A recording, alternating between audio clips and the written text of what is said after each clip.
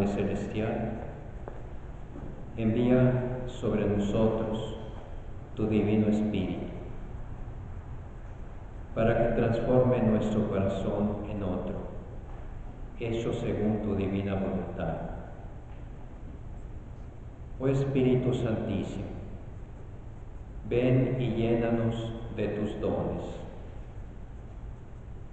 y haz que nuestras costumbres de terrenas pasen a ser celestiales, y no queramos ni pretendamos otra cosa fuera de ti. Oh mi buen Jesús, envíanos tu Divino Espíritu, para que ilumine nuestro entendimiento, a fin de que conozcamos siempre el camino de la verdad y fortalezca nuestra débil voluntad para seguir. Amén. Estamos viendo pues uno de los temas más bellos de nuestra fe católica, la Sagrada Eucaristía. Ya hemos visto que todos los sacramentos nos comunican la gracia que fluye del misterio pascual de Cristo. Pero la Eucaristía no solo nos comunica la gracia, sino al autor de la gracia, a Jesucristo mismo, Dios y hombre verdadero, que está presente con toda su realidad humana y divina, pero bajo el cinto, o sea, bajo un sacramento, que es un signo, sí, pero sagrado, que nos da lo que contiene lo que dice: esto es mi cuerpo, esta es mi sangre, este soy yo. Habíamos reflexionado también un rato sobre la razón de ser de los sacramentos. Les decía que los sacramentos están estrechamente ligados a la encarnación. Dios es un espíritu infinito, purísimo, eterno, invisible, obviamente, para el ojo humano,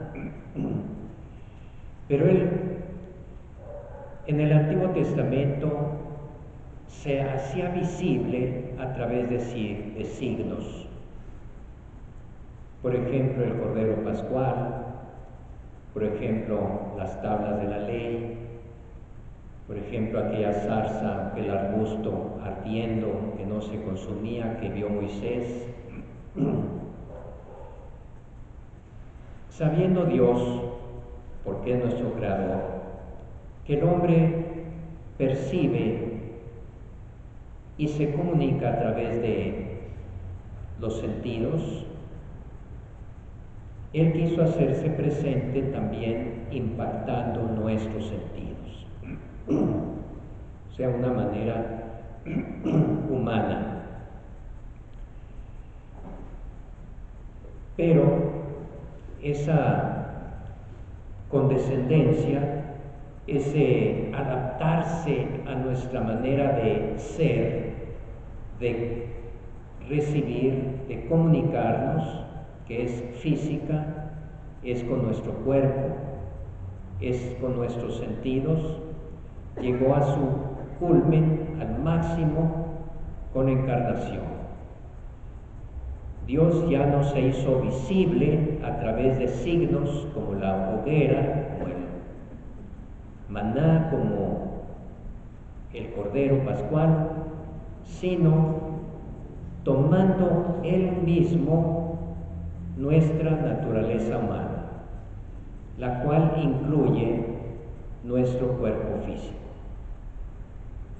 De manera que en Jesús, Dios se comunicó con nosotros al tú por tú, de una manera humana, de una manera sensible. Los que vivieron en su tiempo, mientras vivió Él en esta tierra, pues veían a Jesús, veían primero un niño, un muchacho, un joven, pero ese joven, ese muchacho, ese señor, joven de hasta 30 y 33, 35 años tal vez, era el mismo Dios que se está comunicando con gestos, con palabras humanas, es decir, con un cuerpo. De manera que de ahí en adelante, al fundar él su iglesia, la tomó también como su cuerpo místico, en cuanto que él está místicamente en ella, pero es un cuerpo físico porque está formado por todos nosotros. En este caso es un cuerpo social, pero cuerpo finalmente es hecho de personas concretas de carne y hueso. Y la iglesia, que contiene en sí todo el poder salvador de Cristo, porque el Espíritu Santo está en ella, se comunica con las almas, con los hombres, a través de los sacramentos. Transmite la gracia de Cristo de una manera visible, tangible, como es la manera propia de recibir de nosotros. Simplemente piensen en el amor, el sentimiento más elevado, más puro, más grandioso que pueda tener el ser humano. ¿A qué queda reducido el amor si no se hace cuerpo, si no se hace corporal? Y corporal quiero decir palabras, miradas, gestos, tacto, etc. Tiene que expresarse, pero tiene que expresarse según una forma humana, una manera humana de expresarse. De hecho, nosotros percibimos que alguien nos quiere, pues porque lo expresa físicamente, ¿verdad? Con un beso, o con un regalo, un abrazo. Entonces, ¿por qué pensar que Dios no iba a hacer lo mismo?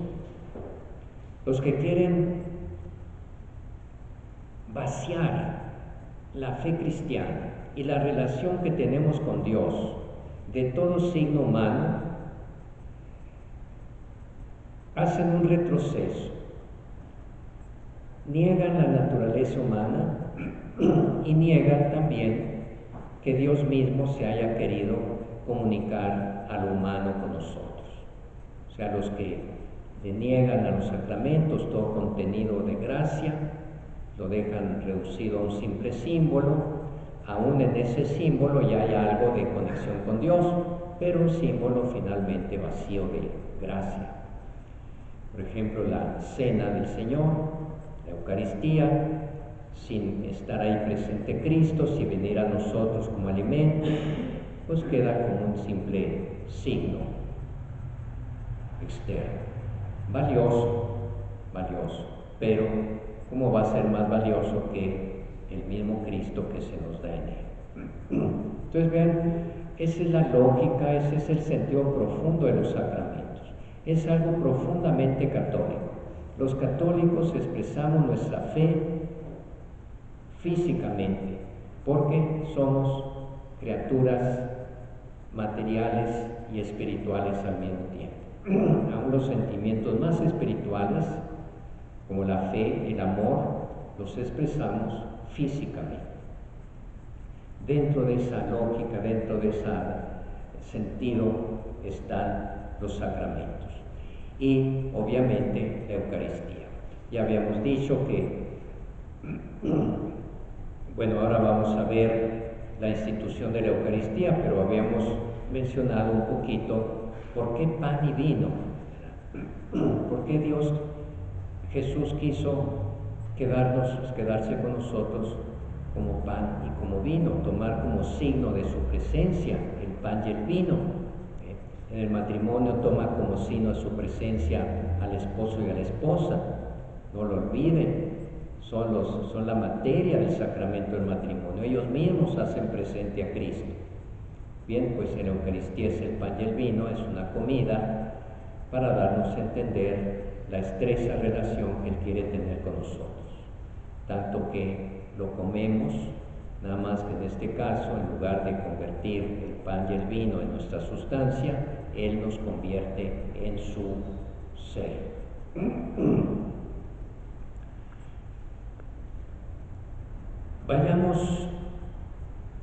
Hagamos un ejercicio de concentración y de introspección, asomándonos al momento en que Jesús instituyó la Eucaristía. Jesús sabía que la salvación del hombre iba a ser a través de su sacrificio en la cruz, de entregar su vida, de morir por nosotros y morir de una manera terrible, en un sacrificio tremendo, como era en la crucifixión. Ya la había anunciado varias veces, aunque los apóstoles no registraban, porque era inaudito para ellos que el Mesías, que esperaban que iba a ser triunfador según el sentido de este mundo, pues fuera a acabar de esa manera, derrotado, crucificado como un malhechor. Jesús lo sabía, Jesús lo anunció varias veces, y llegó el momento en que Él sabía que iba a dar su vida, porque varias veces sus enemigos trataron de atraparlo y matarlo y se les escapó, porque no había llegado su hora. O sea, Él decidió cuándo, no sus enemigos decidieron. Él se entregó, Él aceptó ese sacrificio por nosotros. Si Él no hubiera querido, no lo hubieran atrapado. Hubo una ocasión en que quisieron despeñarlo por un barranco y Él tranquilamente pasó entre ellos y ni pudieron hacer nada, porque no había llegado su hora, dice cada rato el evangelista. O sea, porque todavía no era el momento en que el Padre Dios y Él lo habían decidido. Pero cuando llegó su hora, que coincidió con la Pascua de ese año, adentrémonos en los sentimientos más profundos de Cristo, como humano, como hombre que era, pero un hombre exquisito, noble, verdaderamente excepcional en sus sentimientos, en su amor, en su delicadeza. Amaba a sus apóstoles con los cuales había convivido varios años, de día y de noche, porque así eran los maestros antiguos, andaban con sus alumnos para todas partes, enseñándoles. Los amaba, pero no solo los amaba a ellos, también a toda tanta gente querida que tenía, sus amigos, su madre, desde luego. Don José parece que ya no vivía. Entonces se acumulaban en su corazón una serie de sentimientos muy profundos y sabía que esa cena pascual que iban a celebrar por ser la Pascua de los judíos iba a ser para él la última cena, la cena de despedida, la cena con la cual él iba a dejar a sus discípulos y a todos sus seres queridos en este mundo. Repito, Jesús era Dios, Dios verdadero, el único Dios verdadero, pero era también hombre verdadero, y no solo cualquier hombre, sino un hombre superior en cuanto a su calidad de ser humano, en cuanto a sus sentimientos, en cuanto a su capacidad de amar, en su capacidad de sentir el afecto. Por eso dice San Juan que suspiró profundamente cuando dijo: uno de ustedes me va a entregar. Y en ese momento él sabía que al día siguiente, que esa misma noche lo iban a prender en el huerto de los olivos, que al día siguiente lo iban a crucificar. Él lo sabía, los apóstoles que están ahí con el cenando no lo sabían. Entonces él tenía unos sentimientos diferentes a los de ellos. Ellos estaban un poco despistados, como una cena pascual más, ¿verdad? La fiesta de su fe, desde luego judía, pero no pasaba de ahí. Pero Jesús sí sabía. Y entonces, dentro del ritual judío, en que llegó el momento en que debía de tomar el pan y tomar el vino con todos, tomó el pan, lo partió y se lo dio. Tal vez lo partió en pedazos y le fue dando un pedazo a cada quien, o lo partió en dos y lo dio así para que cada quien se repartiera, quién sabe, pero lo partió y lo repartió. Pero dijo: esto es mi cuerpo, que será entregado por ustedes. Cuando llegó con la copa de vino, le dio un trago y la pasó para que cada quien le diera un trago. Esta es mi sangre de la nueva alianza, que será derramada por ustedes. Hay más detalles en los tres sinópticos y en San Pablo, pero así lo reducimos a lo esencial. Esta es mi sangre, que será derramada mañana. No les dijo mañana en la cruz, pero será derramada. Ya les anunció su muerte inminente. Obviamente, ese cuerpo y esa sangre, al ser resucitado Jesús, pues no están separadas, están juntas, es Él, el mismo. Cuerpo y sangre es uno mismo. O sea, como diciendo, les voy a dejar como herencia lo más valioso que puedo yo dejarles, mi muerte y resurrección, por la cual van a alcanzar la salvación. Y es una muerte y resurrección única, para siempre. Pero mis discípulos se van a multiplicar por todo el mundo, por todas las épocas. ¿Cómo van a saber cada quien lo que pasó aquí? Era algo parecido a la cena pascual que recordaba, era el memorial de la liberación de Egipto, cuando los judíos salieron liberados de la esclavitud, y antes de salir, Yahvé les mandó a hacer una cena con un cordero y les dijo que cada año en ese caso la hicieran, y que en un rito, o sea, una forma repetitiva, con todos sus elementos ya conocidos, el hijo menor le preguntaba al papá, es un rito, porque cuántas veces, si no era un niñito chiquito, cuántas veces ya se lo habría preguntado, el niño, el adolescente, el joven, pues ya lo había preguntado y ya lo sabía, pero era un rito para recordarlo, para afianzarlo, para que no se olvidara. ¿Qué significa esto? Entonces el papá le explicaba todo lo que ya había hecho en favor de ellos para sacarlos de Egipto, donde eran esclavos. Pues ahora Jesús les dice: hagan esto en memoria mía. Aquí está mi cuerpo y mi sangre, es decir, derramada, mi cuerpo crucificado, es mi pasión, mi crucifixión, mi muerte, aquí está presente. Pero resucitaría, de manera que está al mismo tiempo su muerte y su resurrección.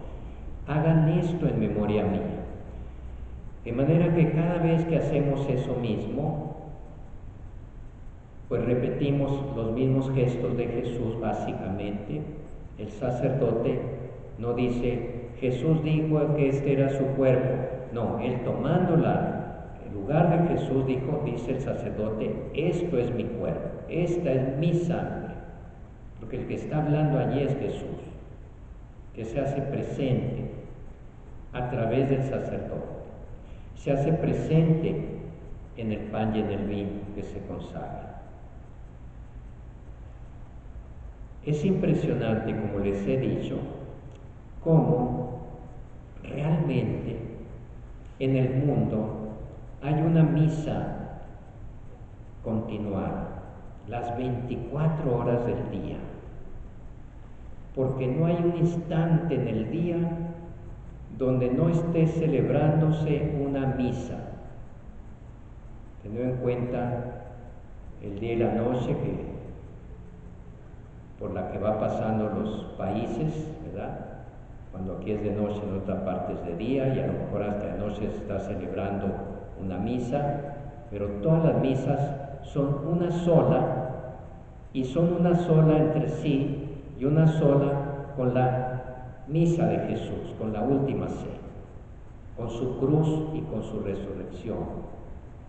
Porque la cena no hizo más que encerrar en un rito sagrado la muerte del día siguiente y la resurrección del tercer día. Todo eso, ese acontecimiento infinito en valor, lo puso Jesús en un rito para que lo pudiéramos celebrar continuamente y hacernos protagonistas de él. Es decir, no nada más Jesús murió hace 2000 años por nosotros, no. Jesús, ese sacrificio, esa entrega, se repite como un signo por nosotros. No se repite el sacrificio, es uno solo, pero se repite su representación para que cada uno de nosotros tome parte continuamente en ella.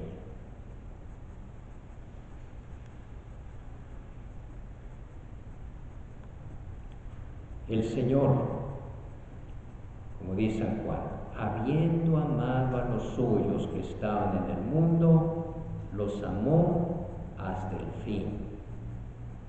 Sabiendo que había llegado la hora de partir de este mundo para retornar al Padre, nada más que ahora iba con un bagaje, vino como verbo nada más, se hizo carne y ahora lleva nuestra carne, nuestro cuerpo de regreso. Bajó sin cuerpo y vuelve con un cuerpo. Sabiendo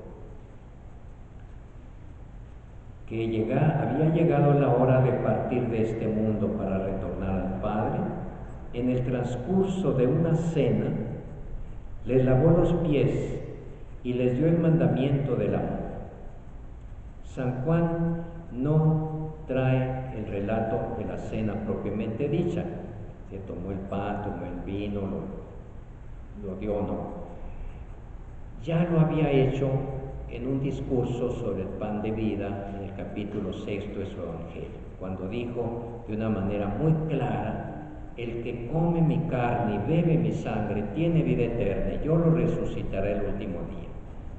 Y como el Evangelio de San Juan fue el último en escribirse, ya se habían escrito, ya circulaban los otros tres, tal vez él no consideró necesario repetir ese mismo rito, pero sí incluyó en esa cena otro gesto de Jesús que los demás no traen: el lavatorio de los pies,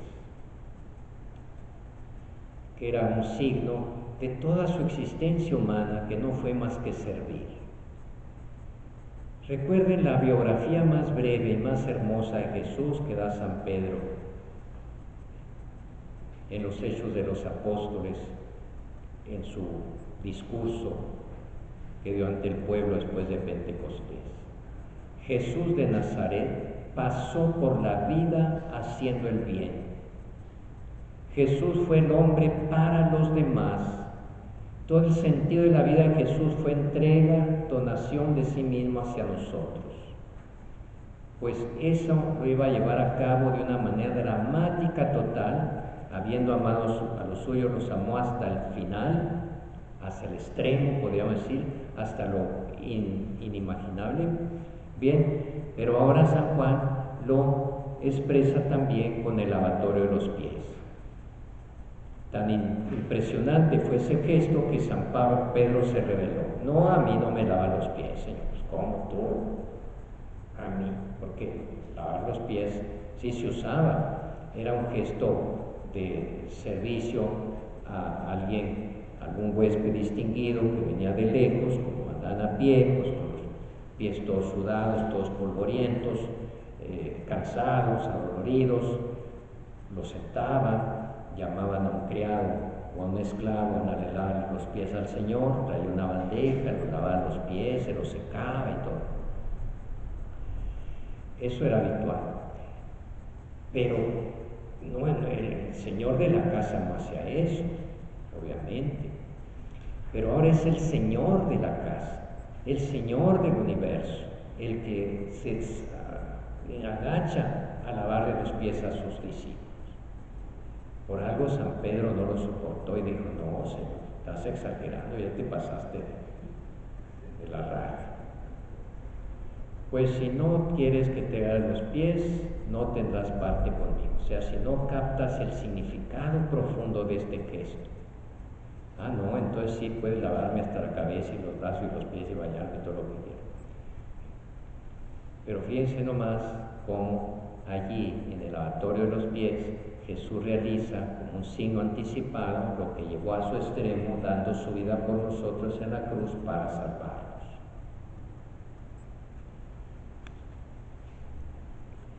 Para dejarles una prenda de este amor, para no alejarse nunca de los suyos y hacerles partícipes de su Pascua, instituyó la Eucaristía como memorial de su muerte y de su resurrección, y ordenó a sus apóstoles celebrarlo hasta su retorno. Con eso los constituyó sacerdotes del Nuevo Testamento, capaces o encargados de celebrar, de ofrecer ese sacrificio supremo de Cristo, haciendo las veces de Cristo, repitiendo el gesto de Cristo.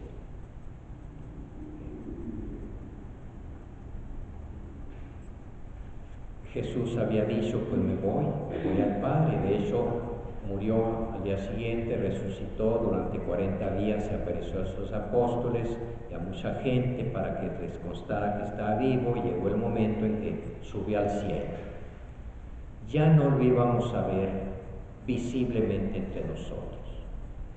Pero ¿cómo irse y quedarse? Se iba a quedar obviamente espiritualmente a través de su Espíritu, que está también invisible en la iglesia. Pero repito y vuelvo a lo mismo: el hombre exige ver, tocar. Entonces dice Jesús: me voy a quedar, me voy, pero me quedo, y mi presencia la voy a hacer visible con el signo de la Eucaristía, del pan y del vino. Pero soy yo. El que me adore en el sagrario está delante de mí. El que me coma en la comunión está uniéndose a mí.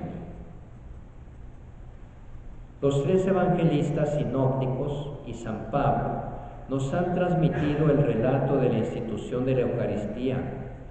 Por su parte, San Juan relata las palabras de Jesús en la sinagoga de Cafarnaúm, palabras que preparan la institución de la Eucaristía. Cristo se designa a sí mismo como el pan de vida bajado del cielo. En aquel tiempo, en aquella ocasión les había dicho: el que come mi carne. Y los que lo oyeron dijeron: este está loco, no somos antropófagos. Y se fueron molestos. Ayer era para que Jesús les hubiera dicho: no se vayan, pues es una metáfora, pues como para... No, en lugar de eso los escandalizó más. Pues les repito: si no comen mi carne y beben mi sangre, no tendrán vida eterna. O sea, en lugar de decir no, lo remachó tanto que los demás dijeron: vámonos, este está loco. Y entonces les dijo a sus apóstoles: ¿ustedes también quieren irse? Ahí está la puerta. Y San Pedro le dice: pues mira, no entendemos nada lo que dices. Es que comer tu carne, comerte a ti, pues no sabemos cómo, pero si tú lo dices, confiamos en ti, porque tú tienes palabras de vida eterna. Y ahora lo comprende. ahora caen en la cuenta de cómo Jesús les iba a dejar su cuerpo, su persona humana y divina, con su naturaleza humana, como está en el cielo, se lo iba a dejar en el sacramento, en este signo del pan y del vino, convertidos por la palabra de Cristo, palabra creadora, palabra que hizo el mundo, el universo entero, porque Él es la palabra de Dios, el verbo de Dios, con ese mismo poder infinito con que hizo el mundo y las galaxias y las galaxias de las galaxias, con ese mismo poder ahora dice: esto es mi cuerpo, esta es mi sangre, aquí estoy yo, el que coma de este pan, me come a mí. Entonces, ¿cómo dudarlo? ¿Cómo no decirle como San Pedro: tú tienes palabras de vida eterna? Y eso la Iglesia lo ha sostenido a través de su historia, a través, aún en contra de herejías que surgieron en la Edad Media, de que cómo era posible que después el protestantismo, que redujo eso a un simple símbolo. Lutero, sin embargo, sí creía en la presencia real de Cristo en la Eucaristía, aunque le explicaba de diferente manera, una especie de empanación. O sea, para él el pan y el vino seguían siendo pan y vino, pero allí estaba Cristo. Bueno, pues no es la explicación que da la Iglesia, pero él decía: el que coma de ese pan recibe a Cristo. Pero ya después,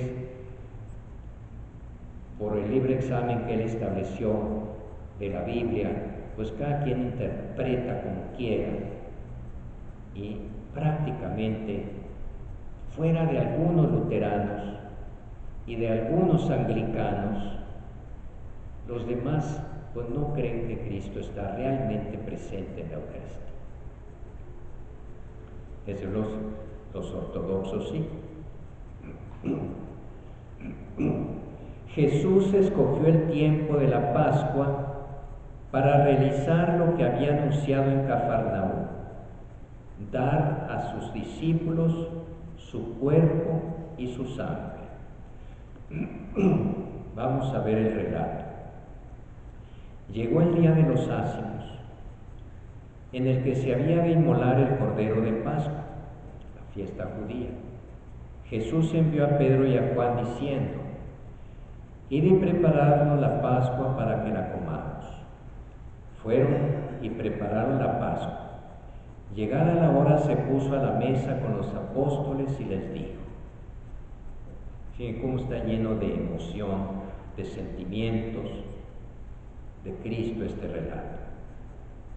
Con ansia he deseado comer esta Pascua con vosotros antes de padecer. Porque os digo que ya no la comeré más hasta que haya su cumplimiento en el reino de Dios. Y tomó pan, dio gracias, lo partió y se lo dio diciendo: esto es mi cuerpo, que va a ser entregado por vosotros. Haced esto en recuerdo mío.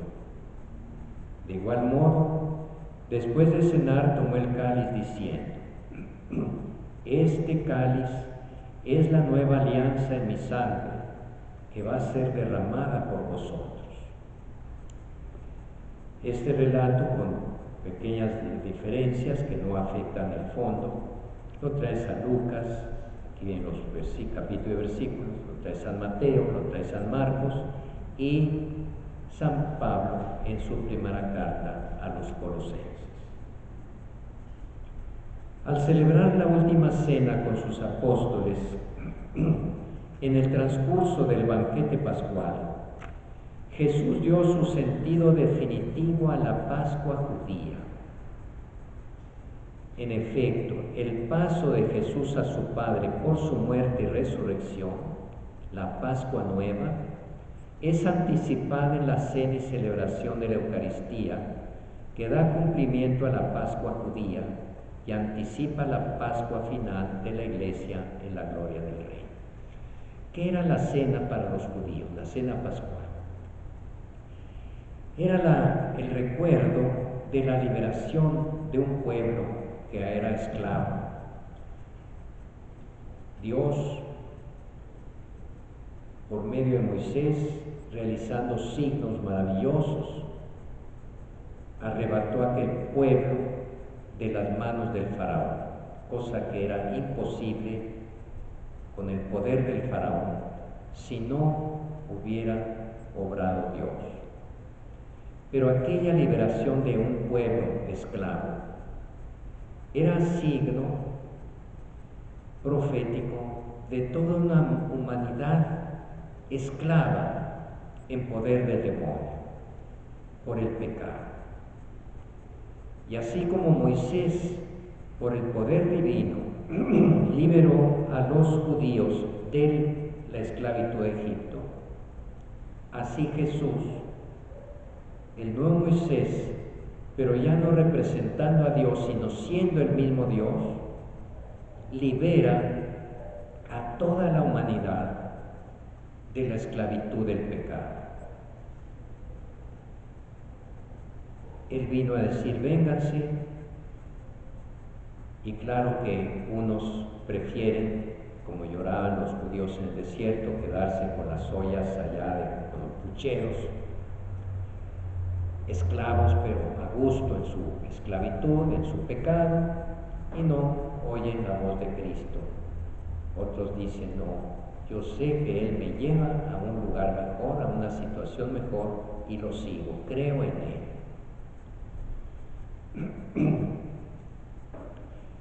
El mandamiento de Jesús de repetir sus gestos y sus palabras hasta que venga, hasta que regrese, no exige solamente acordarse de Jesús y de lo que hizo. Requiere la celebración litúrgica por los apóstoles y sus sucesores del memorial de Cristo, de su vida, de su muerte, de su resurrección y de su intercesión junto al Padre. Todo eso está en ese memorial. Memorial viene de memoria, se recuerda algo, pero es una memoria que hace presente aquello que recuerda. Desde el comienzo de la Iglesia fue fiel a la orden, la Iglesia fue fiel a la orden del Señor.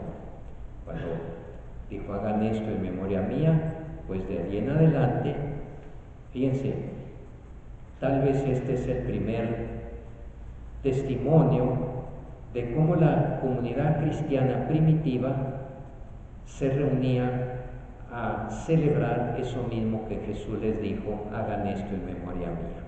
Hechos 2, 42, 46. Acudían los cristianos recién convertidos a la enseñanza de los apóstoles, fieles a la comunión fraterna, a la fracción del pan y a las oraciones. Acudían al templo todos los días con perseverancia y con un mismo espíritu. Partían el pan por las casas y tomaban el alimento con alegría y con sencillez de corazón. Allí revuelve varias cosas, o junta varias cosas, desde luego. Se mantenían como discípulos de los apóstoles, aprendían de ellos la doctrina de Cristo, eran los pastores, los maestros, fieles a la comunión fraterna, que habla más bien del amor entre ellos, a la fracción del pan. Allí está el gesto que hizo Jesús. ¿Se acuerdan que uno de los nombres de la misa es la fracción del pan? Y a las oraciones.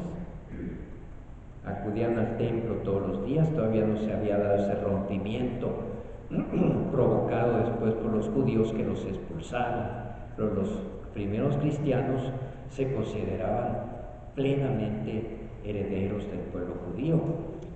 Los que eran judíos con más razón, eso no sentían haberse roto los lazos que los unían a su historia judía, porque aquí los primeros cristianos eran judíos, y después los que venían del paganismo asumieron que su historia como nuevos cristianos incluía la historia judía pasada. Era sobre todo el primer día de la semana, es decir, el domingo, el día de la resurrección de Jesús, cuando los cristianos se reunían para partir el pan, dice Hechos 27. Los judíos tenían como día sagrado dedicado al Señor el sábado, día de descanso, día de familia, día de adoración a Dios, pero los apóstoles lo cambiaron al domingo. O sea, el sábado es el último día de la semana. Recuerden que el sábado fue el séptimo día después de los 6 días en que Dios trabajó creando el mundo, en ese esquema metafórico. 6 días de trabajo y el séptimo descansó. Para enseñar a los hombres que 6 días de la semana trabajan y el séptimo tienen que descansar. Pero aquí los apóstoles pasaron del día último de la semana, que es el sábado, al día primero de la semana, que es el domingo, porque Jesús resucitó el primer día de la semana, el primer día después del último día, y como se repite, el último día, que es el sábado, pues es el día siguiente, que le llamaron Dominica Dies, el día del Señor, que para los romanos era el día del sol, Sunday. Todavía en inglés el domingo se dice el día del sol. Desde entonces hasta nuestros días, la celebración de la Eucaristía se ha perpetuado, de suerte que hoy la encontramos, como les decía ahorita, por todas partes en la Iglesia, con la misma estructura fundamental, y sigue siendo el centro de la vida de la Iglesia. O sea, el máximo acto de culto del cristiano, y aquí me hablo del verdadero cristiano, del cristiano completo, no necesito decir que es el católico, el acto supremo de culto, de adoración a Dios, de ofrecer el sacrificio de Cristo por nuestros pecados, es la misa, la Eucaristía. Dice, recuerden que en la Iglesia hay muchos ritos. Nosotros estamos acostumbrados al rito romano y sobre todo al rito romano reformado por el Concilio Vaticano II, que es nuestra misa actual, de rito ordinario, que celebran ustedes todos los días, todos los días o los domingos. Pero hay también aquí en Chihuahua el rito maronita. Y hay en Oriente, aunque también con gente migrante de Oriente a Occidente, otros 20 ritos o variedades de 4 familias de ritos. El rito griego, el rito armenio, el rito copto, el rito malabar, el rito siro-malacar, etc.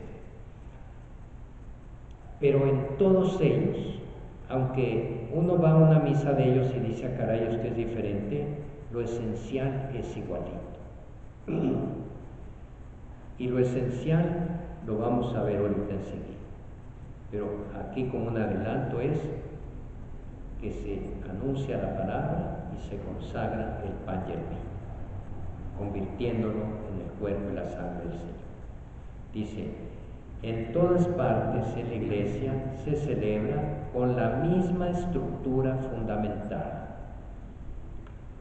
Puede cambiar un poco los elementos del rito, puede cambiar el idioma, puede cambiar lo que quieran ustedes, pero hay cosas que no cambian. ¿Y cuáles son esas cosas que no cambian? Lo que hizo Jesús en la última cena. Repite lo mismo que hizo Jesús. Así de celebración en celebración, anunciando el misterio pascual de Jesús hasta que venga, es decir, hasta que venga por segunda vez, el pueblo de Dios peregrinante, que somos peregrinos nosotros por la vida, camina por la senda estrecha de la cruz hacia el banquete celestial, donde todos los elegidos se sentarán a la mesa del Rey.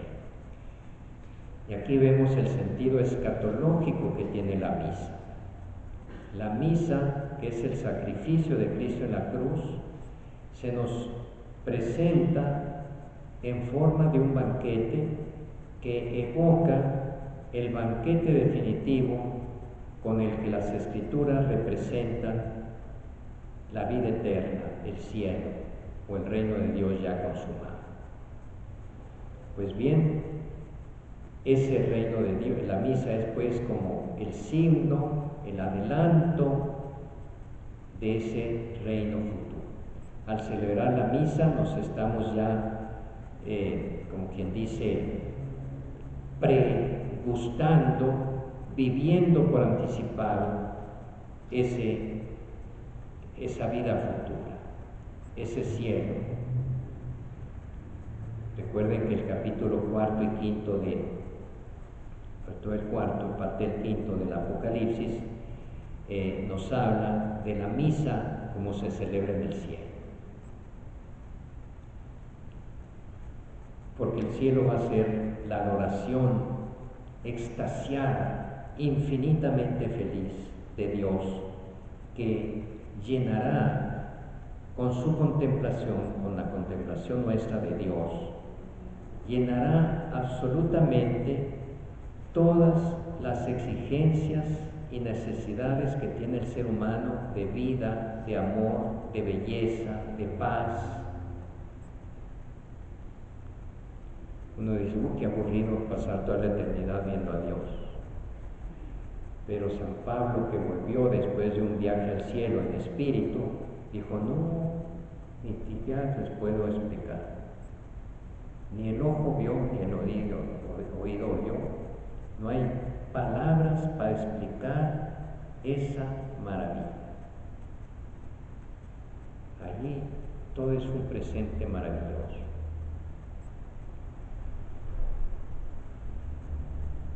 Desde el siglo II, del siglo II es un testimonio muy claro. Va a hablar del testimonio de San Justino, un filósofo judío que en el siglo II, recuerden que el siglo I fue el siglo en que vivió Jesús, los años antes del 100, el siglo II son los años después del 100. Puede causar confusión porque uno diría el siglo II pues es el año 200, 201, 202, pero no, ese es el siglo III. El siglo II es el 100, 101, 102. Bueno, hacia el 155, San Justino, que era un convertido a la fe cristiana, ya de grande, le escribe un testimonio valiosísimo para nosotros, y lo escribió para explicarle al emperador pagano Antonino Pío lo que hacían los cristianos, porque había muchos rumores y calumnias de que esos cristianos se reunían para sacrificar niños y comérselos y una serie de barbaridades que se inventaban. Y entonces San Justino dice, no, tampoco. Ya te voy a explicar lo que hacemos. Ya que no le podía decir, vente, te invitamos a misa, ¿verdad? Al emperador. También si hubiera ido, pues lo hubieran recibido con mucho gusto. Pero, y celebran en las casas, pues todos no tenían templos, así no había plena libertad.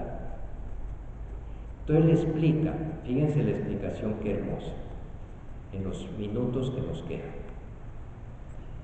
Son palabras de San Justino, número 1345. El día que se llama Día del Sol, así lo llaman los romanos, el Día del Sol, les decía que en inglés así se dice, el Día del Sol, Sun Day, tiene lugar la reunión en un mismo sitio de todos los que habitan en la ciudad o en el campo. Eran pocos, ¿verdad? Entonces se reunían de toda la ciudad en un mismo lugar, y de los pueblos o ranchos aledaños. Todos iban a misa. Como nuestras misas de los pueblos, pues hay una sola misa y una sola iglesia, pero donde hay misa van de todo el pueblo y van también de los ranchos. Al menos así era en mi pueblo.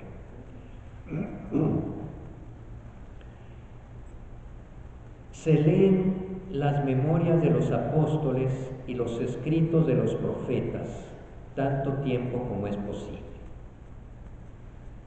Están captando la misa, llega, se lee los apóstoles, o sea, el Nuevo Testamento y lecturas del Antiguo. Cuando el lector ha terminado, el que preside toma la palabra para incitar y exhortar a la imitación de tan bellas cosas, la homilía, o sea, la predicación de la misa. Después de leer las lecturas, se explican, se les sacan sus aplicaciones a la vida concreta. Luego nos levantamos todos juntos y oramos por nosotros y por todos los demás, la oración de los fieles. Después de la homilía viene la oración de los fieles. Por nosotros y por los demás, donde quiera que estén, a fin de que seamos hallados justos en nuestra vida y nuestras acciones, y seamos fieles a los mandamientos para alcanzar así la salvación eterna. Cuando termine esta oración nos besamos unos a otros, el saludo de paz, nada más que aquí está adelantado con respecto al rito actual nuestro. Luego se lleva al que preside a los hermanos pan y una copa de agua y de vino mezclados, que es lo que usaba en la misa, pan y vino con agua. Recuerden que son dos vinajeras, primero el vino y luego se le pone un poquito de agua. Después la iglesia, los papas insistieron en que no debe echarle más agua que vino, ¿verdad? Que ya no sería vino, sino que tiene que ser más vino que agua.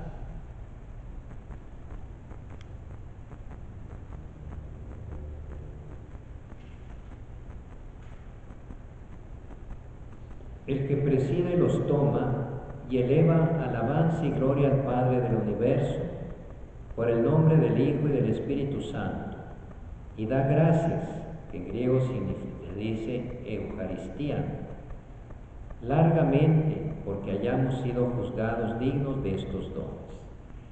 O sea, eucaristiza, como dicen adelante, esos dones. Cuando terminan las oraciones y las acciones de gracias, todo el pueblo presente pronuncia una aclamación diciendo amén.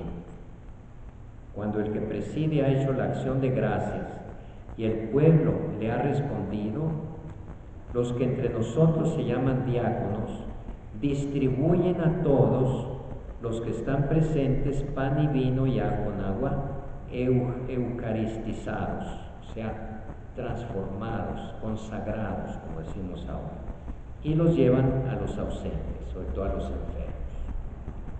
Apología de San Justín. ¿Ven? Estamos hablando de una misa del año, alrededor del año 155, o sea, menos de como 50 años después de haber muerto el último de los apóstoles.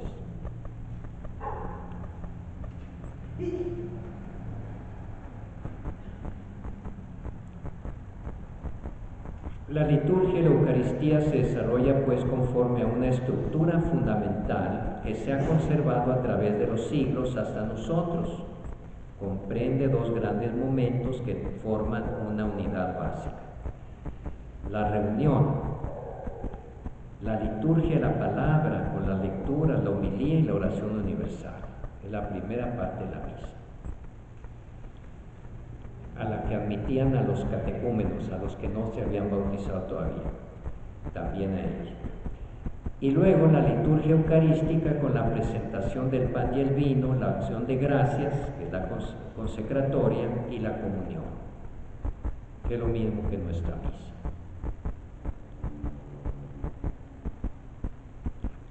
Liturgia de la palabra y liturgia eucarística constituyen juntas un solo acto de culto. En efecto, la mesa preparada para nosotros en la Eucaristía es a la vez la de la palabra de Dios y la del cuerpo del Señor. O sea, Jesús se nos da como palabra y como Eucaristía. He aquí el mismo dinamismo del banquete pascual de Jesús resucitado por sus discípulos. ¿Se acuerdan? A los compañeros de Maús. En el camino les explicaba las Escrituras. Luego que llegaron a su casa, se sentó a la mesa con ellos, tomó el pan, pronunció la bendición, lo partió y se lo dio. Y entonces reconocieron que era Jesús, porque tal vez habían estado en la última cena y dijeron, hizo lo mismo que hizo Jesús de este Señor, al que no habían reconocido. Y entonces lo reconocieron, pero ya no estaba. Pero no importaba, porque ya sabían que estaba.